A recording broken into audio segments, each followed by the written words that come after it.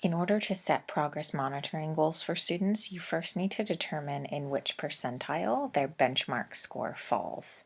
You can do that from the benchmark tab.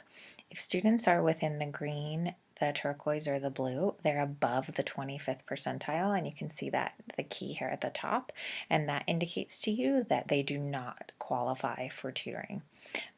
If you look at the Cycle 2 Progress Monitoring Goals document, which can be found on Google Drive, it lists for you the percentiles for each grade level for each measure. So for example, this student is a third grade student, and I know that they're yellow, which means they must fall between the 11th to the 25th percentile. So they're somewhere between 57 and 83 words per minute, which tells me that they definitely qualify for tutoring since they're in the yellow between the 11th and the 25th percentile. And I also know that they do not have a progress monitoring schedule because they have the exclamation point here, and they do not have the goal bar yet. So because I know the student is between the 11th and the 25th percentile, and I can see here once I click on the student that they fall within the 12th percentile, I know that they will be monitored on grade level because they're not below the 10th percentile. So the student is going to be monitored on third grade level. And from here, the way that I'll set us this student's progress monitoring goal is I will click the Manage Monitoring box.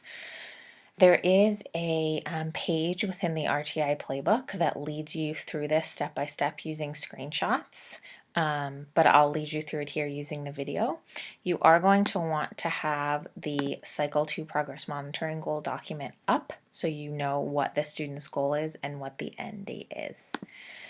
So the first thing you want to do is make sure that the schedule is correct. If this student had been SLA'd and was going to be assessed on like the first grade nonsense word measure, I would create a schedule here. But since I know the student is between the 11th and the 25th percentile and is going to be monitored on grade level, I'm going to keep it at oral reading. The baseline score here has populated. Sometimes it doesn't. Sometimes you'll have to type the score over again in this box. I'm going to keep the monitor grade the same. I'm going to keep national comparison to national norms the same. I'm going to change over here to Thursday since we progress monitor on Thursdays. If your campus has decided to do it on another day, just go ahead and change that to whatever day your campus has normed that, that you will be progress monitoring.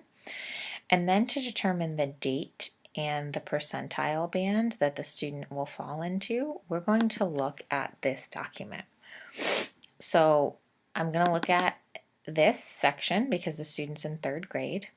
And I'm going to look at this section because the student fell in the 12th percentile. And again, I know that by looking right here. It tells me the baseline percentile. So in third grade, that is between 57 and 66 for the winter cycle. And so the student's goal is going to be the 20th percentile by May 15th, 2015. So what I'm going to do first is drag this to about mid-May. It doesn't tell me specific dates, so I'll just estimate since I know it's May 15th. That's between May and June.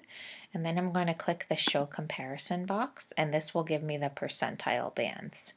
So just to refresh my memory, it is the 20th percentile by May 15th. So I'm going to go ahead and slide this to the 20th. And you'll know you've done it correctly if this box here shows ambitious or closes the gap.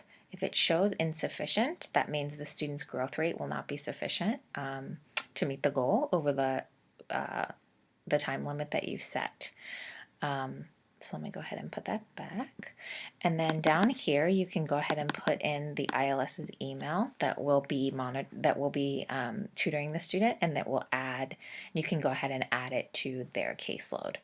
Once you hit save and close, what will happen is the exclamation point will disappear from the student and they will get a blank goal bar on the right hand side, which will gradually fill up red or green over the course of tutoring, depending on whether or not they're on track to meet their goal.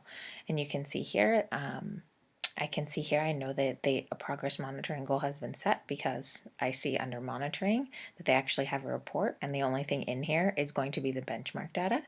The exclamation point has disappeared and they have the empty goal bar. So that is progress monitoring, that is setting progress monitoring goals for students who are monitored on grade level.